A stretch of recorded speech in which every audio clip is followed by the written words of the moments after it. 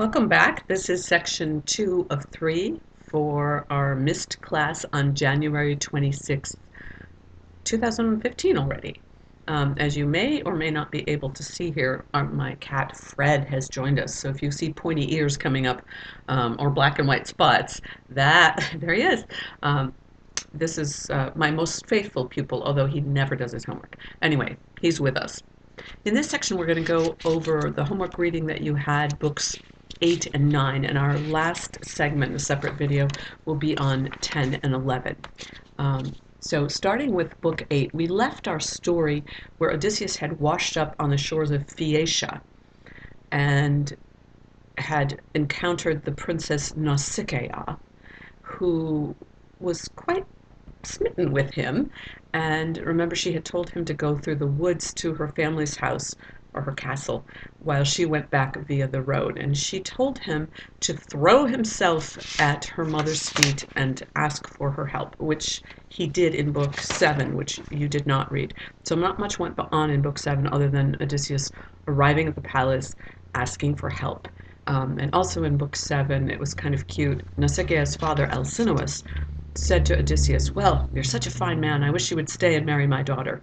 But since you won't, okay, I'll help you get home." So meanwhile, because we have to be very kind to any guests who come along, they have a big festival in Odysseus's honor, and there's all kinds of food and games and all kinds of stuff going on. So Athena, at this point, has changed her disguise and she becomes a town herald. She leaves the palace and goes down into the town and tells everyone, "Hey, there's this great stranger. I don't know who he is, but he's magnificent looking. He's up at the palace and you all have to come see." So the question to ask yourself is, why is Athena doing this? Up until now, when she's appeared, it's either to prod somebody into doing something or to try to help in some way. Like when she appeared to Nausicaa, she was prodding Nausicaa to do something not for her own sake, but in order to provide help to Odysseus. In this case, I thought about it long and hard, and the only thing I can think is that she's just amusing herself. She's just having fun. She wants Odysseus to have a good crowd watching him, so she rallies people from the town to go on up to the palace and see what's going on. Well, when we get back to the palace to see what's going on, we run into a character named Demodocus. Demodocus is a blind bard. A bard is a poet, if you don't know that. And in those days, poets didn't just stand and recite, but they actually used music underneath. So a bard would use something like a lyre, which is a stringed instrument that was a forerunner to the guitar. And it looked a lot like a harp. So he would play on the lyre to give a sort of rhythm underneath so that he could recite a little better. One way to understand that is if you ever did jump rope songs, that would probably be more for the females among you. There was always a tune. Mabel, Mabel's at the table. Or when you learned your ABCs, you sang them. It's easier to remember something if it's sung. A modern equivalent to that would be rap, where there's a beat underneath and the reciting goes on over the beat. It helps you keep the rhythm. So you can think of this as really early rap music. At any rate, Demodocus gets a lot of attention, and the question that scholars ask themselves is why? I mean, this guy doesn't really do much that's terribly significant. He does tell one story that we're going to talk about in a little more detail, but really, in terms of the action of the story, he's not terribly relevant. And yet, page after page, I'm sure you got a little tired of it, goes into copious detail about, oh, he hung up his harp, oh, he sat down, oh, someone helped him sit down, oh, someone helped him stand up, blah, blah, blah, blah, blah, blah. And the reason for that is we think that this is Homer portraying himself as a character. So he gives a lot of honor and a lot of attention to Demodocus because that's supposed to be him. And that's why we think that Homer was himself blind. But this is all just a great guess by the scholars. We don't know for certain. So Demodocus tells the story of the War of Troy and how great Odysseus was. And Odysseus kind of hides his, you have to imagine him wearing a big flowing robe that they've given him, and it has long sleeves, and he kind of hides his face to hide the fact that he's crying. So interesting to see that in those days, big strapping man, big great hero, Homer isn't afraid to portray him crying. So it shows us that there was a different attitude towards manliness back in the day, and that having emotion was not considered a sign of weakness, but rather a sign of greatness. So it tells us a little bit about the mores of the time. Now, the story that Demodocus tells us that I want to look at a little more deeply is a story about some of the gods, and that's why I want to look at it, because it tells us a lot about how the gods relate to one another. Up until now, we've seen the gods interacting with humans. Now we're going to see them interacting with themselves. So the story involves the goddess of love. She's the same one who got the apple and sent Paris off to Troy. Her name is Aphrodite, so here she is, Aphrodite, the goddess of love. Her husband, let me bring this a little closer, is Hephaestus. He is the god of fire. Of all the gods who live on Mount Olympus, the great gods, the great immortals, he is the only one who's ugly. There are different stories, as I've mentioned to you before. Mythology was part of an oral tradition, and where stories were told over time and time again, there were changes in the story. So there are different versions of who he is and how he got to be so ugly. He's also lame. So one version of the story, in all the versions, he is the son of Hera, who is the wife of Zeus. So he's obviously pretty important. One story is that he was born asexually. Remember I told you that Athena supposedly was born of Zeus himself, when one day he had a headache and he split his head open and out came Athena, so she doesn't have a mother. So Hephaestus is sort of the male equivalent. Zeus's wife Hera, according to one version, just spontaneously got pregnant with no husband or lover involved. Another story is that he actually is the son of both Zeus and Hera. Doesn't really matter. When he was born, he was ugly. And supposedly Hera was so embarrassed. I mean, after all, she is the queen of all the gods and goddesses.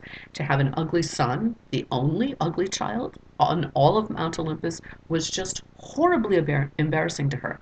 So she threw him off of Mount Olympus. Now, as you know, gods and goddesses can't die, but they can be wounded. So Hephaestus fell, he was just a baby, fell off this very high mountain, and when he landed, his leg was injured and it never healed. And, the fact that mommy didn't love him probably didn't help him heal. So he is lame. So imagine the goddess of love, and you got to think that she loves beauty, is married to a guy who's ugly and lame. I don't know how they got married. I don't know why they chose each other, but Aphrodite is not terribly faithful. As you may know, if you know anything about mythology, she's also often depicted as promiscuous. So she wasn't going to be faithful to him anyway, but, being faithful to someone who's ugly. According to legend, or according to mythology, Hephaestus is a very nice god. He's a very, very nice man. He's not very good looking, but he's really, really nice. So it's really unfair. It's not his fault that he's ugly. It's not his fault that he's lame. And he really does love his wife and is faithful to her. So it's not fair that she should cheat on him. And with whom would she cheat? Well, here's the rest of the picture. Ares. Ares is the god of war. He also is the son, and you have to understand that if incest doesn't mean anything in this time and age. Ares is also the son of Zeus and Hera. So these two would actually be brothers. But, brothers don't always get along, I guess. So Ares apparently was disagreeable as a child, which made his parents not like him very much. So that made him more disagreeable, and that's how he became the god of war. If you look at our little love triangle here, we have, oops, I got this backwards, the goddess of love, who's married to the god of fire, which is kind of cute because, fireworks associated with love. Kind of cute, huh? But we also have love and war combating fire. So it's kind of an interesting little love triangle. So what happens is that Hephaestus he's a working god. He is the blacksmith or the smith, the metal worker for all of the gods and goddesses. And he creates the armor that all of the gods and goddesses wear. His forge is a volcano. So he is really, really good and has obviously supernatural powers because he's a god. So it comes to his attention that his wife is having an affair with his brother, and he decides that he's got to do something about this. So, being a blacksmith, what he does best is to make things out of metal. If you're familiar with chainmail, you'll know that it's made out of links of metal that are hooked together to form a fabric. So this is what Hephaestus does. He makes this big giant net out of little rings of metal. But because he's God, he can do it in a way that no human could. He makes it very, very fine so that it can't be seen and so that even the gods and goddesses can't see it.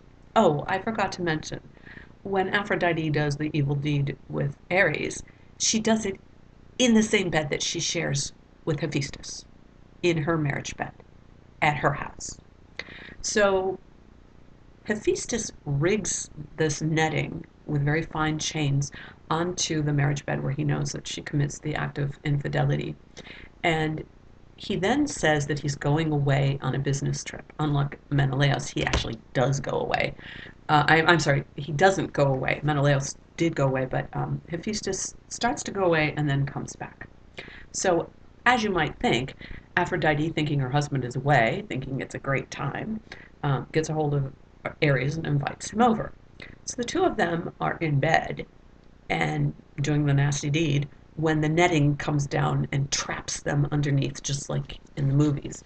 So the gods become aware that this has happened because Hephaestus reports it on high, and they all come to the door and they're all laughing at these two caught under this net that they can't even see. They're just caught there.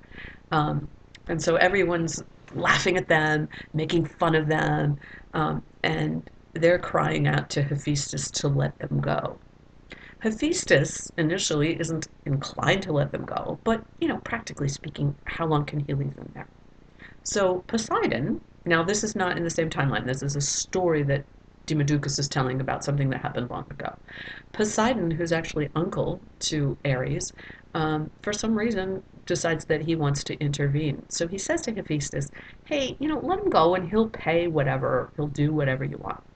Hephaestus says, look, I paid a lot for my wife. I paid the bride price. The bride price back in those days was either a sum of money or a bunch of goods that the groom would give his father-in-law to reimburse him for the cost of raising the daughter, who was to be the bride.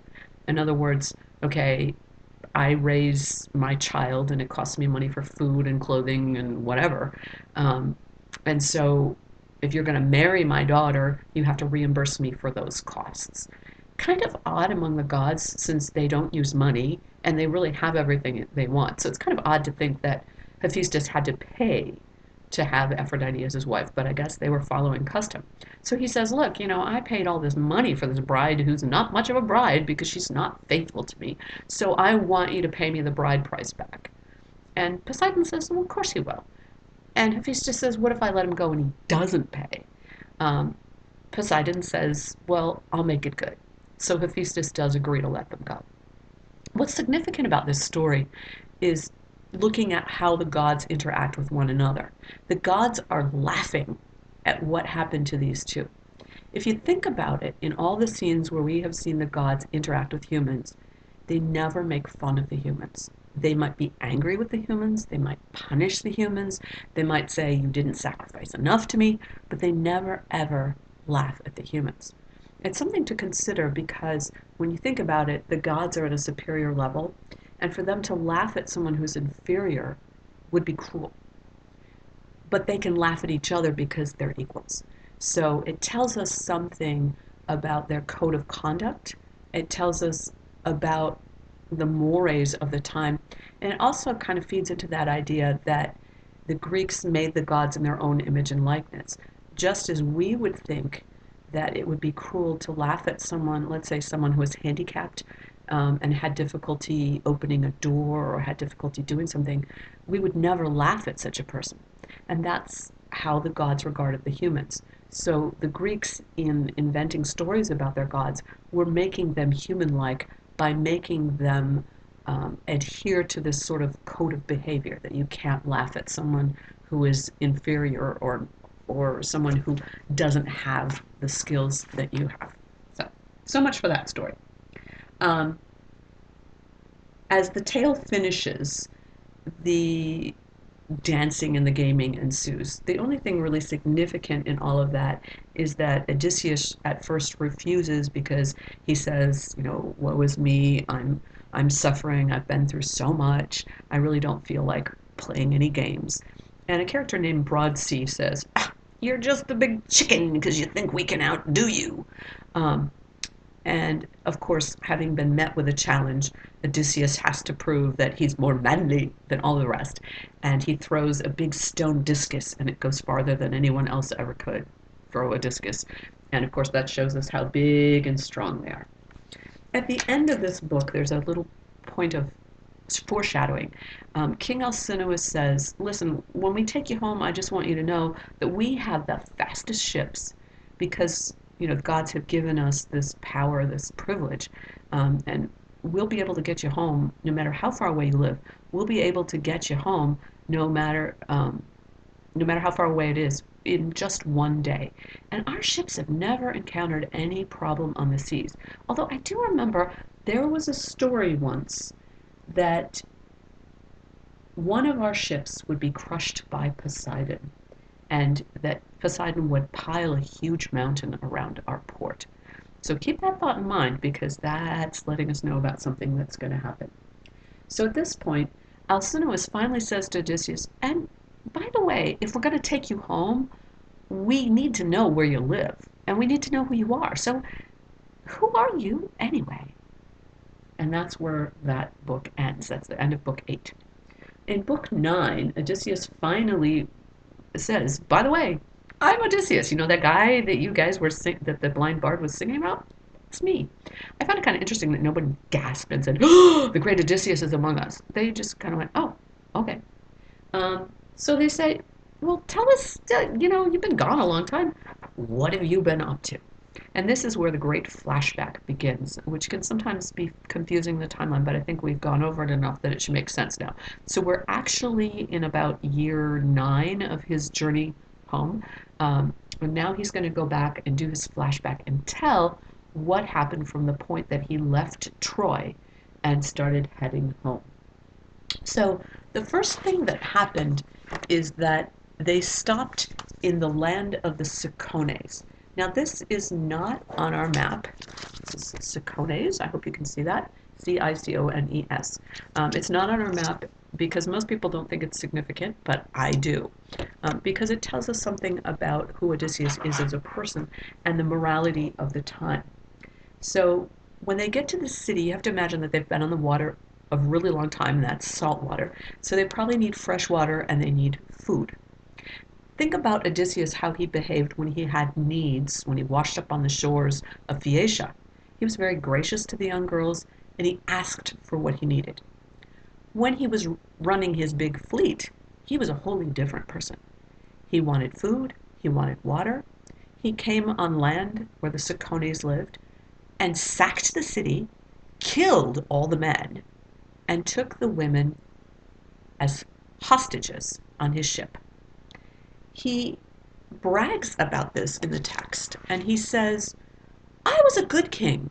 I shared the plunder, because when they sacked the city, that means that they took all the goods. So the silver candlesticks, the jewelry, whatever they could find that was valuable, they took that and killed everybody except the women. We don't know about the children. Killed all the males. So he says, he brags in our text and says, I shared the goods all around, and the women too. What does that tell us? It tells us that they took the women as sexual hostages, and he thought it was okay to distribute them. So as we look at how women were treated, regarded in those days, he's treating the women as property. They aren't people. They're actually grieving widows or orphans. Their fathers and their brothers and their husbands were killed. Has no pity for them. Takes them as sexual slaves. And in those days, they would have brought them on board their ships to entertain the men on the way home. If they had stayed in the village, if this had been a land war and they were not on ships trying to get home, they possibly might have occupied the village and made the men slaves. But on board the ships, the men would not have been useful to them. They had enough men to run their ships, and it would have been a danger that the men might stage some kind of mutiny or a counter attack. So the men would have been more trouble than they were worth. So dispose of the men, don't let them stay in their own town and keep their own farms. Dispose of the men, kill them all, take the women because they can be entertainment. So I just wanted to point that out because it's pretty important to tell us how people of the time thought. And Odysseus, Homer made him to be a great hero according to the mores of the time. So Homer is not slamming Odysseus for doing this, he's bragging that Odysseus did this. Okay, the first stop, and you can find this on the map, the maps are posted to Blackboard, um, is with the Lotus Eaters. Lotus Eaters are kind of interesting. They're very friendly people, and they, just like their name, give the crew lotus flowers to eat. Except these lotus flowers cause you to be kind of ditzy and to forget who you are and where you came from. So we have to think of this as a symbol of the time, of something in life. Um, and if you think about it, it seems pretty obvious that it talks or that it might symbolize a drug-induced stupor. When you're doing drugs, you really don't care about anything else. But I encourage you to think about it more broadly. There are other things in our lives that might serve as a distraction. Alcohol is another obvious example. When you drink a lot of alcohol, you really don't care about anything else. There are other examples too, though. Some people watch a lot of television, and the reason they do that is it makes them feel good and it makes them forget about, oh, that paper I have to write, or this ton of homework I have to do, or the anatomy test that's tomorrow. Um, they can feel good in the moment, but the consequences are pretty serious. Other examples would be gaming. Some people get really addicted to gaming, and some people get addicted to texting. I'm not naming any names out there, but these things are pleasurable in the moment. They make us forget about the broader responsibility. So in this case, the crew completely forgets who they are and that they're supposed to be going home, that their families are waiting for them. They have responsibilities running their farms or whatever their trade is, and they completely forget about it because they're very, very comfortable. So if we think of that as a temptation, the sin associated with that temptation would be sloth. Um, so Odysseus, for some reason, never ate the lotus flowers. Good for him. And he finally drags his crew back on board the ship, and away they go.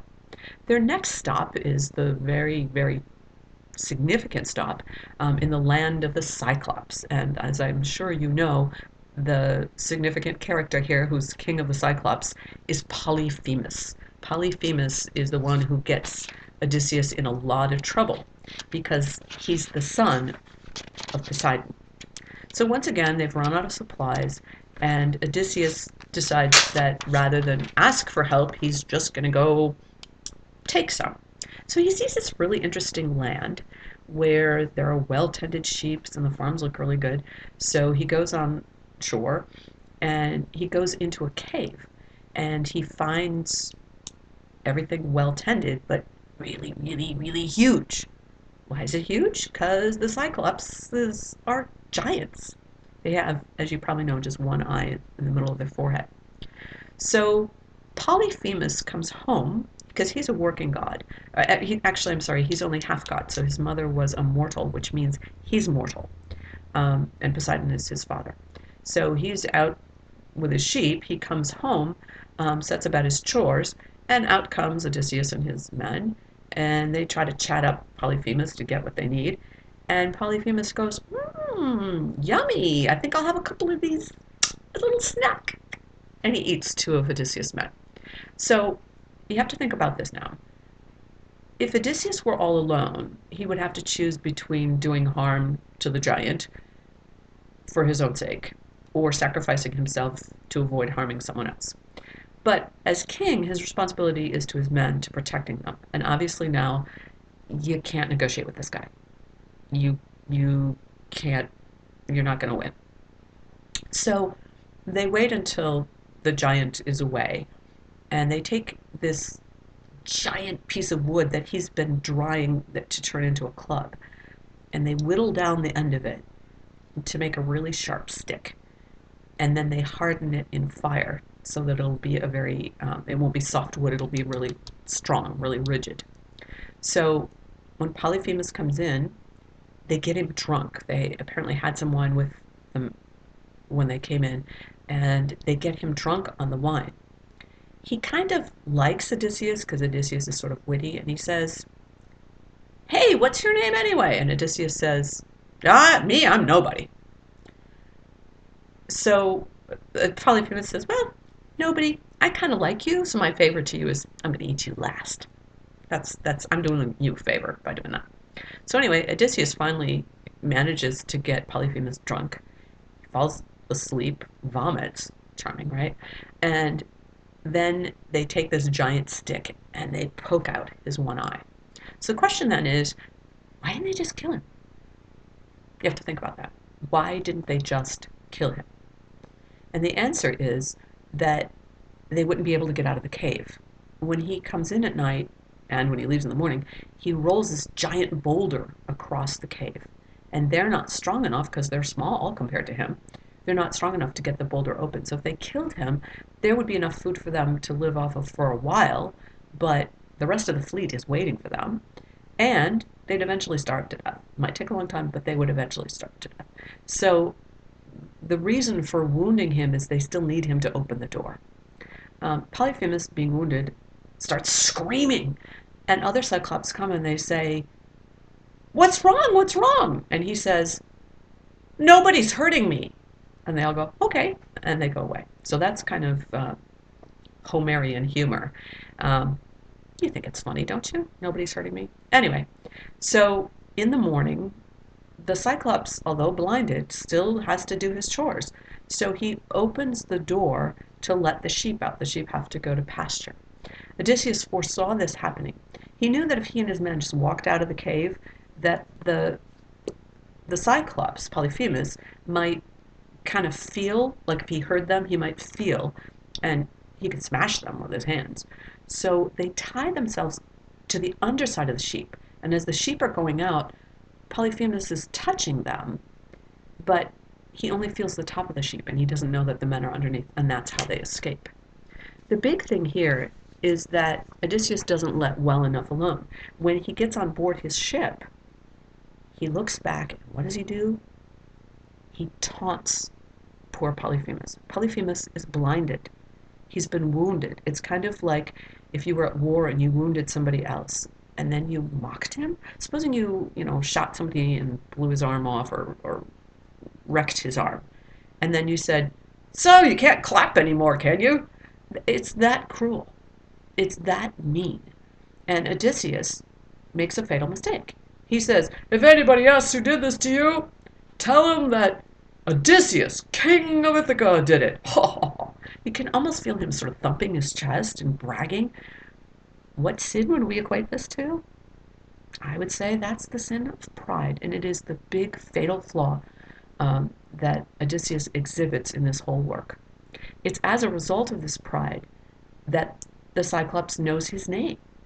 And the Cyclops calls out to his father Poseidon and says, "Take revenge for me against Odysseus, king of Ithaca." And that's how Poseidon knows who he wants to take revenge against. And that's how he decides, you know what? I'm not letting Odysseus get off easily. As we saw when we read book 1, he wasn't necessarily intending to kill Odysseus, but it was kind of an eye for an eye, tooth for a tooth sort of thing. You wounded my son, I'm going to separate you from your family. You wreck my family, I'm going to wreck your relationship with your family. So that's the end of book 9 and the end of this segment. So stay tuned and click now on number 3.